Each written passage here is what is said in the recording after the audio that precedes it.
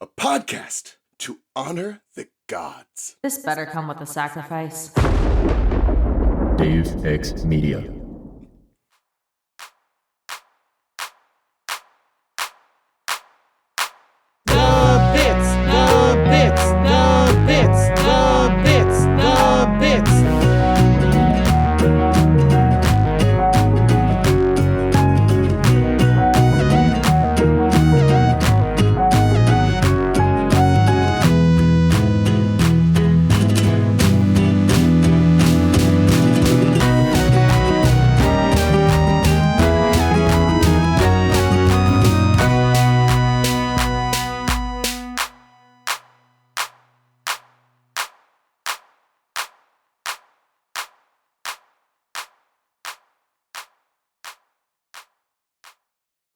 Welcome to The Bits, hosted by your favorite jam buds, Robert. And Charlie! Hey, Charlie, dude, do you know where Rose's Scabbard is? I think it's like in this random like spot in the dirt that we like have passed before, apparently. Yeah. We could have just found it last time. We could have, but we're gonna find it this time in Season 1, Episode 45, Rose's Scabbard, which premiered March 9th, 2015. The second this episode started, this is again just activated the, oh, I know how this goes. Do you though? Do you really? I do, and it hurt all my feelings because, oh gosh, damn it. I remember when this episode dropped way back when and the fandom was like just freaking out. Like, oh. I think this might have also been like the first implications of like, oh hey, queerness. Cause Pearl's being like, oh, Rose was beautiful, and she's like, I miss Rose so much. I mean, I feel like we've gotten, moments of it before, but I think this is probably the most outward that it's been. And probably the most outward it's gonna be until Ruby and Sapphire get married. I'm trying to remember. There's definitely several where, like, let's not forget Mr. Greg.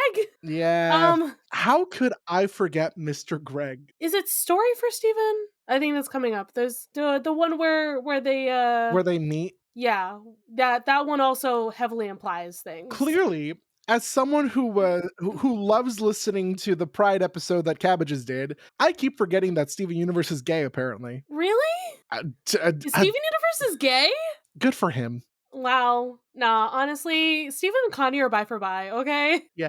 Here's the thing. We're not particularly political, but at the time we're recording this, it was just announced the other day that Joe Biden stepped down from the presidential race. And there are all these memes going around being like, Joe Biden just came out, or not came out, just, what's the phrasing? I don't know. People are just making jokes about Joe. I'm what phrasing are you talking about? I don't know. Here are the three memes that people are making about Joe Biden dropping out. Joe Biden's out? Is that it? Just Joe Biden's out. Good for him. Joe Biden's out. Good for him. There are people who are playing like Trump and Biden like lovers kind of thing, which is weird. Oh, that's like a whole thing. And there are so many people who are quoting Hamilton because we are living in Hamilton times. But again, we're not political. We're not going to talk about politics. We're going to talk about Steven Universe. Steven Universe is the only politics. Which does have some politics, but that's later. I was going to say that's political power.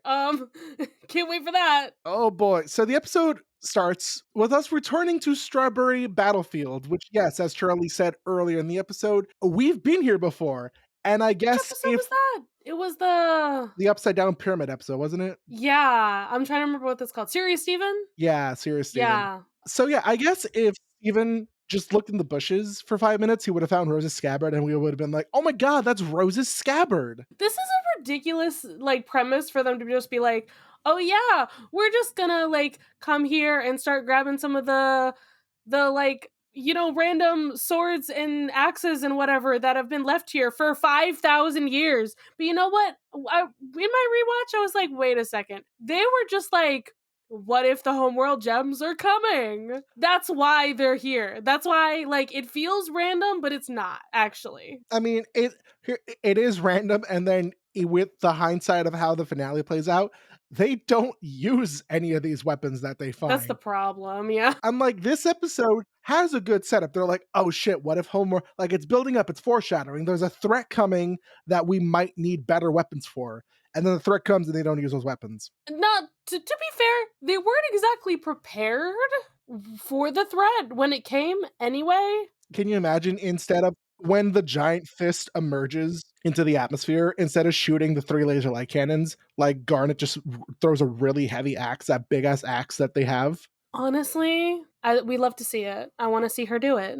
We love to see it. So Pearl's like, hey, yeah, so these are weapons that have been here for 5,000 years because Gems died, unfortunately. Amethyst wishes she could have been there. It's like, no, you don't. That was a war. That was a war. You don't want to be there. And then Lion just finds the sword. Yeah, okay, so here's why they didn't find the sword. That's not the sword, it's a scabbard. The scabbard. This is true. Sorry, the scabbard. Sorry, it's Rose's scabbard. Charlie, what's the name of the fucking episode? My God, my dude, my I don't friend. know. Rose's something. Rose's S word something. Rose's shit. Rose's clitoris. You know what? I mean, which has not been found in 5,000 years, and Pearl's excited to find it again. I think no.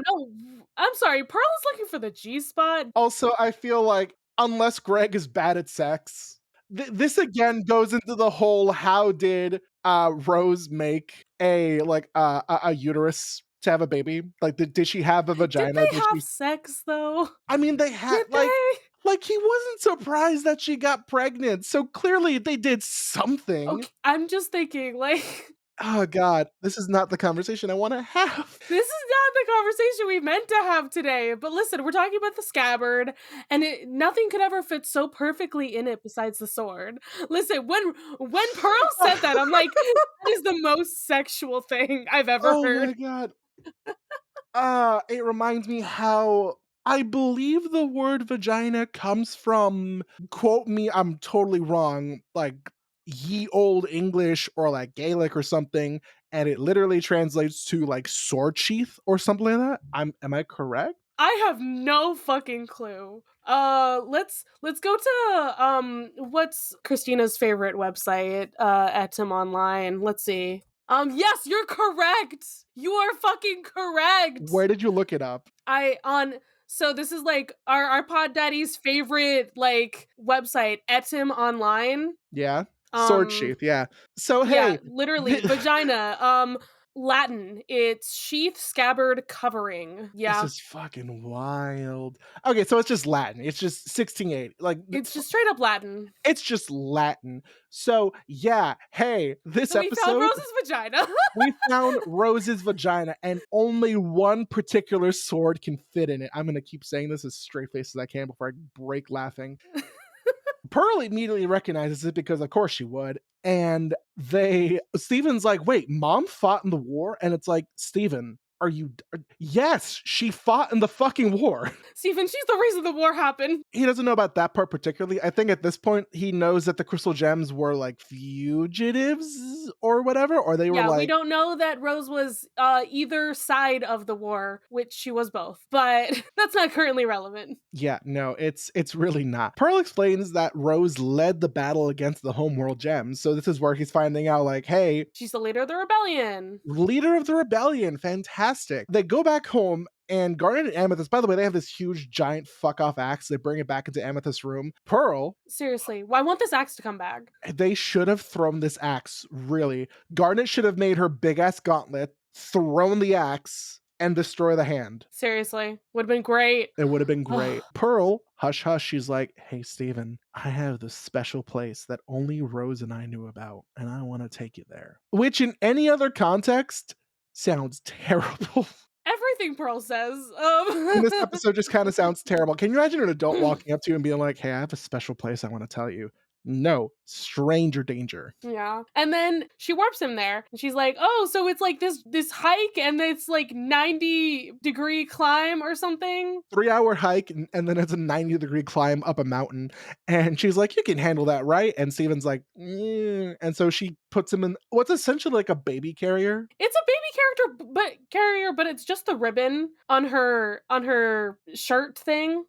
It's literally just the ribbon tied around him. Damn, that's some strong ribbon. To be fair, I mean, I guess she we're gonna get into a discussion about like, hey, how do the light forms of the crystal gems work? They make their own clothes, and I guess those clothing are durable. Yeah. Question mark. And well, that it's also interesting because like they make extra weapons as well as like the weapons that they can summon. We also see in like a second they make armor that like goes over their stuff. I don't know. It's very interesting. I feel like armor makes the most sense out of these things because like that can maybe potentially protect your gem.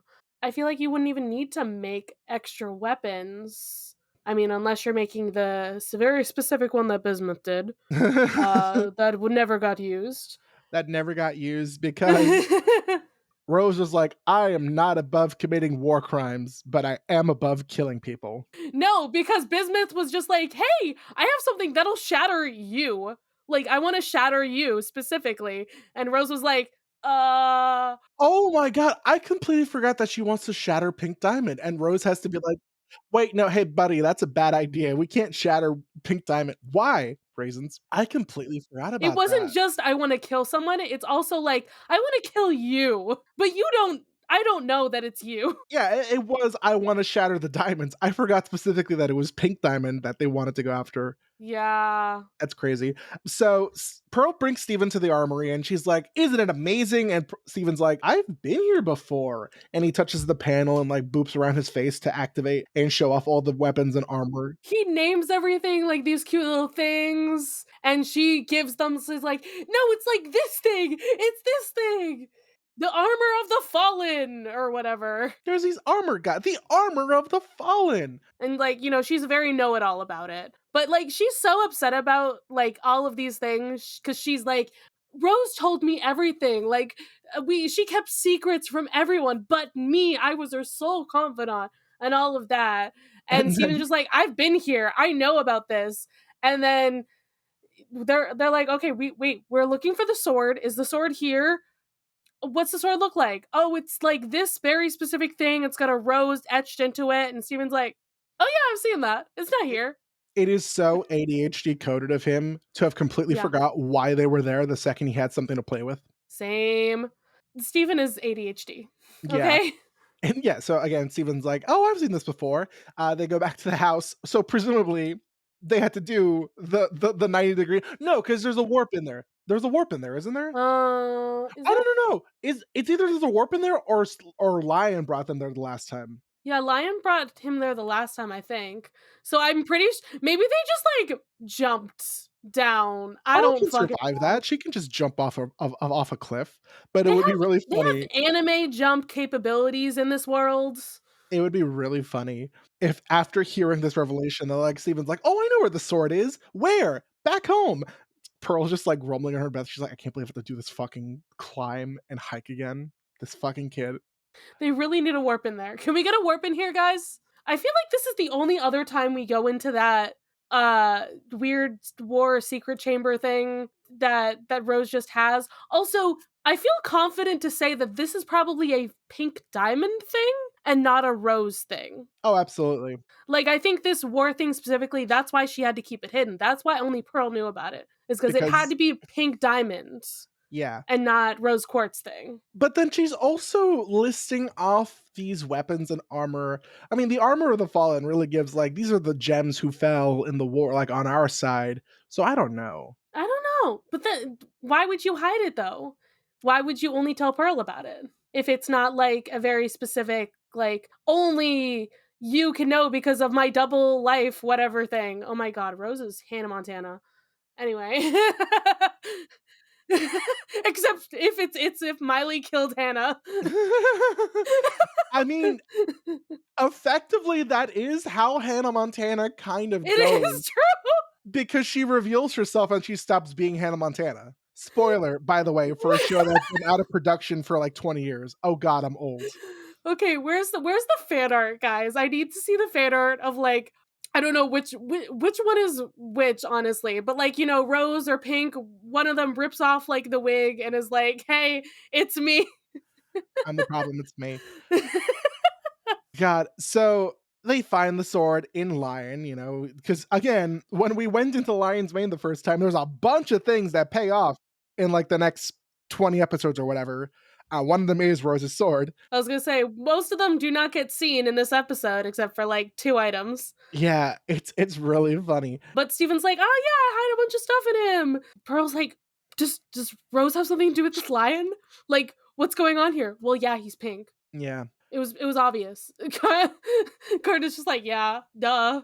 Pearl is like super pissed because she's like, Rose never kept any secrets from me. And she like punches the wall and almost knocks down the frame's photo of Rose. Mm-hmm. It's very drama. This is so K-drama coded right now. She's also blushing while she's like having this, breakdown. Yeah, because she's in love. She's gay. She's a homosexual. Anyway, none of you had what we had, like all of that shit. Oh my Yeah, god, no, poor that Pearl. God, the I don't know, I feel like at this point there were maybe some inklings of the fans being like, "Oh, hey, gay?" Question mark. And other fans were like, "Nah, that's silly." No, the closet's glass. The closet was destroyed 5,000 years ago when she met Rose. Yeah, there is no closet to come out of. She just is a lesbian. And her type is big Giant women. woman? Giant Big women. big pink woman? Big pink women. At the very least, big woman. Giant Sometimes woman. pink. I mean, there's a possibility of bismuth later on. So Pearl leaves in embarrassment. Amethyst leaves the room being like, God, she always fucking does this. I'm so sick of it. And Garnet's like putting up the Rose's portrait. And Steven's like, Garnet, where's Pearl? And she doesn't answer because I guess she's pissed, or she's using her future vision and being like, I can't tell you. I think there's some future vision stuff going on because he asked Lion, like, yeah, okay, I know where she is. They go. And then Garnet's like, good luck. And I'm like, okay, so Garnet saw like a vision where Steven falls from that height and does not make it. Yeah. Because of the things that happen. Like, Steven dies in one of her visions, at least. I need someone to do like the meme of when Doctor Strange is like sitting there on Titan and he's going like looking through all the futures, because that's what Garnet does every time. Yeah. They're the same person, okay? Oh man, you know what? They're both played by British people. That's where their similarities start and end. And they have future vision. And they have future vision. You know what? Can we replace Doctor Strange in the MCU with Garnet? Automatically a better franchise. You want to get rid of Beeswax Cyndaquil? It's not even him. I'm just like, man, Garnet would make better decisions. Yeah. So he asked Lion, where we go? Lion here's the thing. Lion is like, this is not going to make a lot of sense to you because you're not a Pokemon fan. Lion is like Ash's Charizard, because Ash's Charizard will ignore Ash 90% of the time. We're talking like before he got good. And only when like there are really important battles or whatever, Charizard will be like, nah, I'm here. I got you. I think that's very specific to Lion though. Lion's just like, I know your magical destiny. I don't care about anything else. I am a cat, first and foremost. Literally not even a lion, first and foremost. A cat. A house cat, first and foremost. Those compilations of like orange cats doing wacky things, but it's Lion. Oh my god, wait. Lion has been alive so long that he's been domesticated fully. That's the problem. It's not even just that like she domesticated him. It's that like he's been alive for how many fucking centuries, thousands of years? At most like 5,000. Like Rose, like imagine Rose just pops down to Earth. He's like, ooh, a lion, immortality. And then Lion's like, oh fuck. Yeah. So just the sheer amount of like time that he has been alive, he's become domestic. Here's the thing. Humans, in theory, if they were immortal, only have enough space in the brain for roughly 200, 300 years of memory. I don't remember where I read this, but I read this somewhere. Lions have smaller brains than us. I have less space than that. Lions have less brain than us, so they have less memory. So what does Lion remember? How much does Lion know? Again, Lion only remembers magical destiny, plot relevance, and everything else is that a box? Ooh, a box. A box. So Lion takes them back to Strawberry Field, and they find Pearl, who's like, super distraught, and jumps away. Onto like what the fuck are these things? They're just like floating mounds of earth. That are just there. Lion gets left behind and he has to like Frogger his way up those floating islands. And then eventually gets to the last one that Pearl's like sitting on, and he does a big jump and almost narrowly dies. Again, like that's the future vision that Garnet saw. She's like, oh, there's like one possibility or maybe several possibilities that he dies, and then there's one possibility that he survives or something. I don't know. Like it could happen. That's why the good luck comes in. Steven could die, but she's like, he's got to do it. There's no other way. This is where we have some moments, and we have to talk about our feelings. I mean, hey, how do people feel when their girlfriend dies and becomes their son? Okay, so you know what's relevant here? My girlfriend's been watching Legend of Korra recently. So my brain is just like, okay, so Katara and Korra. Pretty much. There's your like similarity here.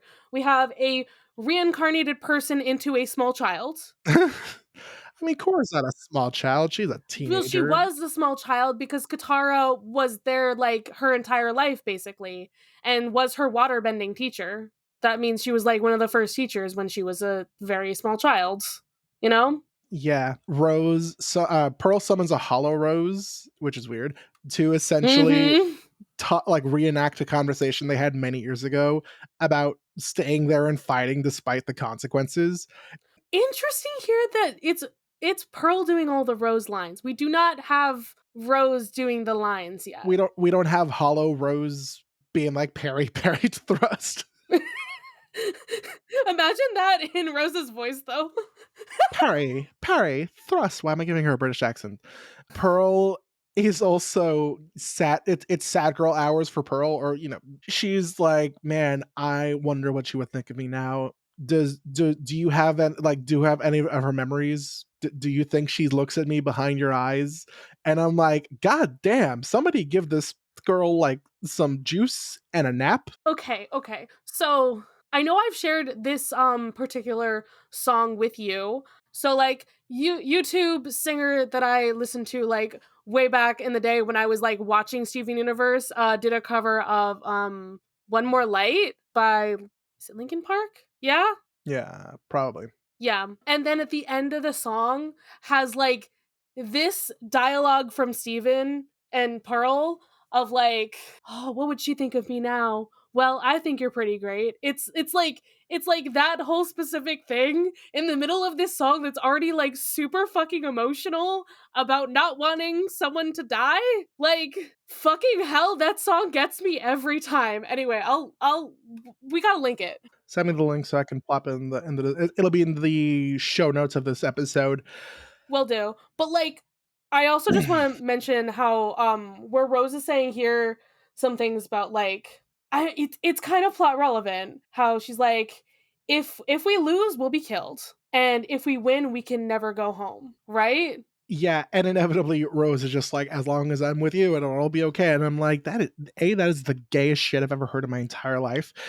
B, it really does show, not tell, in a sense, or I guess also a little bit of tell, whatever, how the war, like what really the war was like. Here is a war with these consequences. We either die or we can't go back home. That gives an idea of how bad it was. Mm-hmm. Which I like very much. And then Pearl's just like, I don't care. I'm gay. Fellas, is it gay to go to war with your girlfriend knowing you'll either die or never go home? But I just love that Steven just hugs Pearl and like lets her cry. Also, like, Steven, you don't have to be her therapist.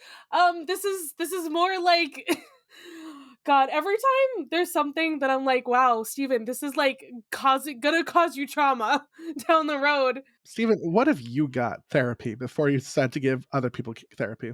I mean, I could say every episode causes Steven trauma, but like, especially many moments in this episode, like Pearl just kind of like almost letting Steven die, kind of. And then how he has to be your therapist. But they go back, they put the sword in Lion, and then we play around with what else is in Lion. Gives her a little magic show, like pulls out a scarf. It's super cute, and then she's wearing it. She's wearing the little magician hat and scarf, and then Steven's got a surprise. What's he get? Surprise! It's the flag, I guess, that you and Rose planted on the corpses of your enemies.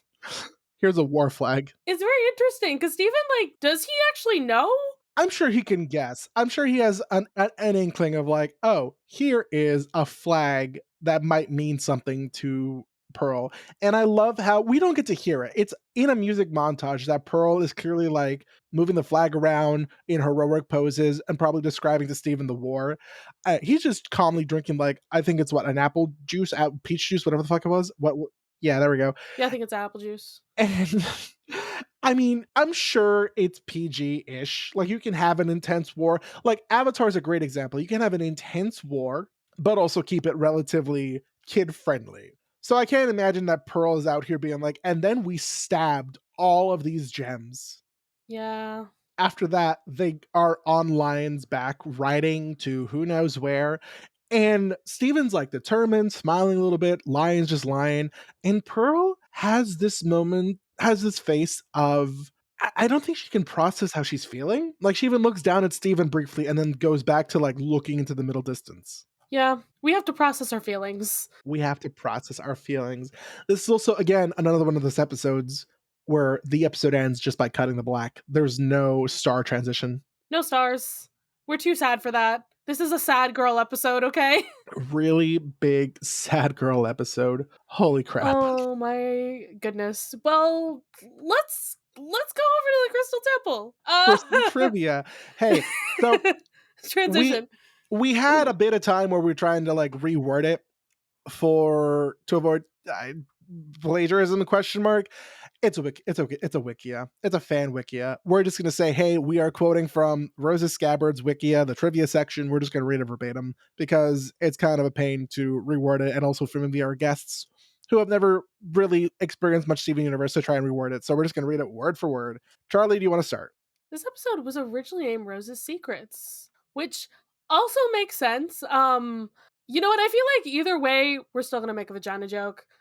Quick, put the word secrets into the etymology website. What if it comes up with vagina? Secrets. What does secret mean? What does it come from? Nothing fun. A scabbard is a sheath for a blade of a sword or dagger, typically made of leather or metal. Pearl identifies the scabbard in the episode as being the scabbard for Rose's sword. But what is her scabbard made? What is her sword made of? I want to know what are they forging these items with? That awesome ass episode where Sokka made a meteorite sword. What if it's just something like that? It's just cool. Oh my god, cool yes. Space metal. It's just cool space metal. That Bismuth probably made. I've read too much Rick Riordan media to be like, what metal is this made of that it could do this to gems? I mean, it probably doesn't matter specifically, but again, I blame Rick for everything. Yeah. All right, we got a long one. It's revealed that Pearl had a close relationship with Rose, even staying to fight with her instead of going back to Gem Homeworld without her. Pearl considered herself Rose's sole confidant, believing Rose told her secrets that she withheld from the other crystal gems. And then in Sworn to the Sword, it's revealed that Pearl risked her life numerous times for Rose, which caused some strain between them. And then even later, it's revealed that Pearl was owned by Rose /Pink Diamond in a single pale rose. And, faked her own shattering, yada, yada, yada. Was the only one who knew that she was Pink Diamond. The flag that Steven brought out of Lion's Mane is possibly a flag or symbol the crystal gems use to symbolize their rebellion against Homeworld. Yeah, you know what? You do need a flag to do that. Did you know I have the flag? Yes, I know. I've seen the flag. I have the flag. It's a good flag. Yeah. At one point during their conversation, Hollow Rose refers to Pearl as my Pearl. Another hint that pearls can be owned, which is later revealed. And also revealed in message received that gems can refer to their diamonds as my diamond. My diamond! Your diamond! Pink diamond. In Spanish, this episode is called La Funda de la Espada de Rose, which means the wrapping of the Sword of Rose. In Brazilian Portuguese, it is called A Espada de Rose, which means the Sword of Rose. These localized titles avoid a double entendre that a direct translation might imply. In both languages, the actual words for scabbard are similar to the Latin word vagina. We're coming full circle. We did it. It's all about vaginas this season, this episode. Which originally meant scabbard in the classical language before acquiring its later, better known definition. Oh my god. Just say it's Rose's vagina. That's the episode. Okay? Listen, they barely got away with the two gays getting married. You think they can get away with saying vagina on a kid's show? I'm sorry, we got away with Rose or with Pearl being like, oh, nothing ever fit better than this sword and this scabbard. Like, I'm sorry. That's so sexual. Steven pulls Rose's sword out of Lion. He sings. As he's pulling the sword out of Lion, he sings the track heard when Lapis Lazuli was reforming in Mirror Gem. What? I'm so confused now. Do you know what it's talking about? As Steven is pulling Rose's sword out of line, he sings the track heard when I guess he's singing Lapis Lazuli's theme, question mark? Why? He's just doing like da da da da da da da, here it is, or something like that. Like, I don't know. In the comments of an Instagram post, Rebecca Sugar states that when Pearl is inaudibly telling Steven a war story to the ending music, what she's saying is, and out of nowhere, when it seemed impossible, Rose charged in with me by her side. Aww. So one of the few times a gem being shattered is referred to it as being broken. And then cultural references. Hey, so when Pearl's carrying Steven on her back, it resembles how Luke carries Yoda in Star Wars Episode 5. I will always love that Yoda is just some weird freak who speaks weird, living in a swamp after living a life of war crimes. It's great. I'm sorry that now that means like we have Yoda backpacks. Like that exists as a thing. Where's my Steven backpack? It's just a little Steven on your back. If I type in Steven Universe backpack, it's just gonna give me cheeseburger backpack. It's just gonna be cheeseburger. Yeah, it's just gonna be cheeseburger backpack. But if I keep looking, cheeseburger backpack. Okay, so here are like artsy, okay, I guess the closest thing would be here. Oh god, this is a bootleg as fuck backpack. That would be the closest thing. I'm scared to look. That is terrifying. It's terrifying. Who the fuck is selling a Steven Universe cheeseburger backpack for $140? Someone who's trying to resell it. Probably. I could sell mine for at least that much. Here on Amazon, they are worth $20. Mine is signed by all the crystal gems. Oh, you could sell it for a good chunk of money. Exactly. Better than our weird lapis thing. We have Steven pulling Rose's sword out of Lion's mane. He sings a song that is similar to the song that plays in Legend of Zelda Ocarina of Time when Link obtains an item from a chest. I believe that better. I think that makes more sense. When Steven pulls a hat and string of ribbons out of Lion's mane, Pearl wears them in a similar fashion to Tom Baker's fourth Doctor from the TV show Doctor Who. That's a stretch. Yeah, I don't think that needs to be a reference specifically. Like, you can just wear a hat and a scarf. Yeah, but also the reference may have been created because Lion's pocket dimension is much like the TARDIS. Again, a stretch. Lion is a TARDIS, actually, though. Like, listen. Lion can travel in space and time. I mean, we don't know about time necessarily, but, like, he can travel in space. Maybe he can travel in time. Who knows? Who's to say that this can't be how it works? Pearl creates holograms as she does many times, and this time it's rose quartz. Steven and the Gems return to the strawberry fields seen in Serious Steven. More of the area is explored and revealed, and by that we mean... Why was this necessary? We walked like 10 extra steps and looked in a bush. Thank you, Lion. We saw a giant axe. That was important. Yes. Wait, do the writers of Steven Universe not know about Chekhov's gun? You can't have a giant axe and then not use it. They don't even use it in this episode. It's only a sight gag. I want the giant axe. Bring me the giant axe. Bring me a Thanos. It's we need the meme of like Steven Universe with the giant book, and then Steven Universe if they use the fucking axe, and it's like the tiny book. Anyway, we return to the secret armory. And the sword comes back after their debut in Lion 2, the movie. And Steven literally recalls Lion shows him those things. And then the dimension in Lion's Mane was previously explored in Lion 3 straight to video, in which we see Rose's battle flag as well. Steven also pulls that out for Pearl at the end of the episode. In Joyride, Steven expresses reluctance to talk with the other Crystal Gems about his mom because he feels that they blame him for what happened to her, most likely as a result of the events in this episode. Yep.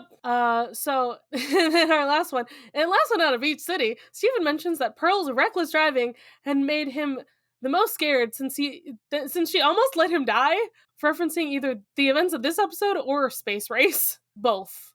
I think it's both. Remember the times that Pearl tried to kill Steven? And these times were both the first time was intentional, but she wasn't maliciously trying to. This time she just almost let him fall to his death. It's funny because she was like, Steven! And then once she saw he was dangling by a vine, she's like, oh, he can pull himself up. I'm gonna go back to sulking. Like, what the fuck, Pearl? Gosh. Charlie, who are you giving your Pearl point to? Who am I giving my Pearl point to? Who deserved it in this episode? The axe. You know what? It's got to go to the axe. Big axe. The giant fuck off axe that's now at the bottom of Amethyst's room. May it rest in peace. You know what? It's never seen again because they could never get it through the fucking door again. That's probably why they never brought it back. Oh, but thank you. Rest in peace, axe. And then our question. What do you ask for this one? I'm at a loss here. Have you ever had a friend that you told all those secrets to? Just that one person that you could tell all those secrets to? Maybe a significant other, maybe not. I'm yeah, that's my boyfriend now. I tell him anything and everything he wants to know. Could be a friend, could be a significant other. Have you ever had someone like that? Have you ever met a girl that you wanted to date, but a year to make love, she wanted you to wait? Let me tell you a story about my situation. I was talking to this girl from the U.S. nation. Okay, I'm gonna stop doing that.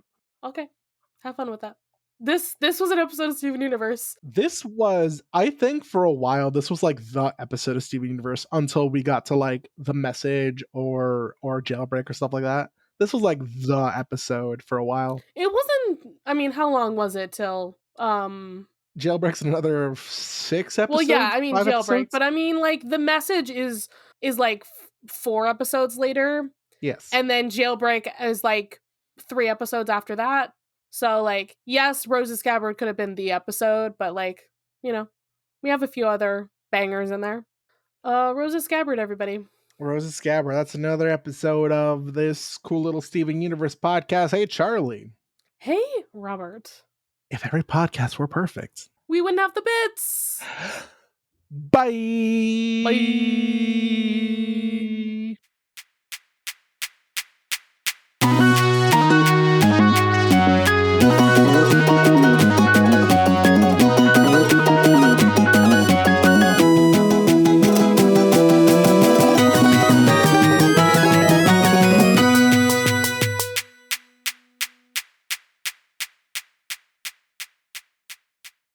You can follow this podcast socials at The Bits SU Pod on Instagram and Tumblr. You can send a message to our Diamond line through thebitsSUpod@gmail.com.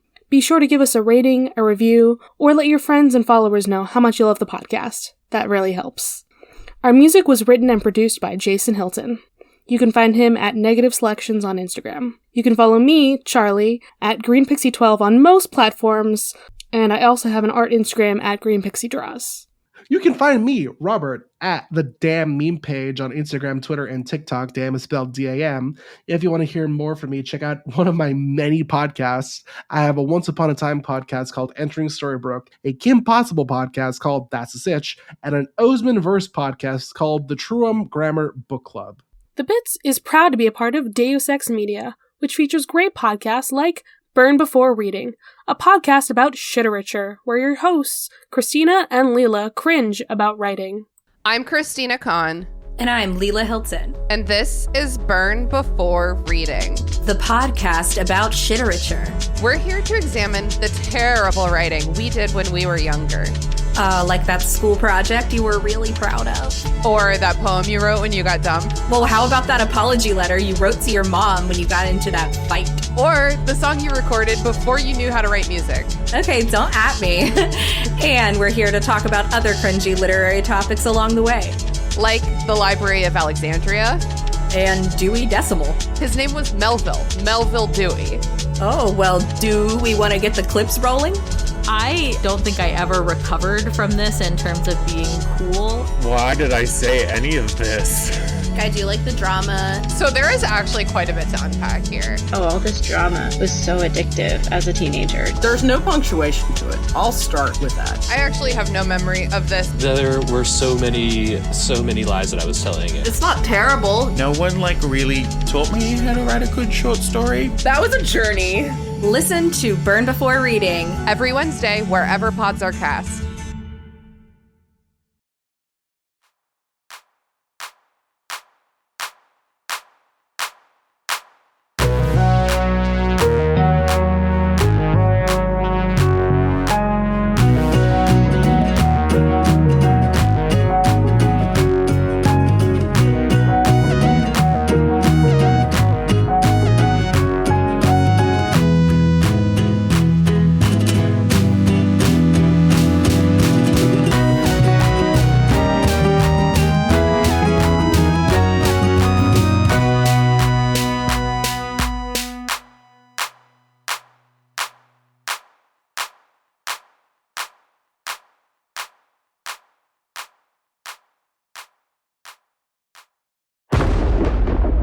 Dave X Media.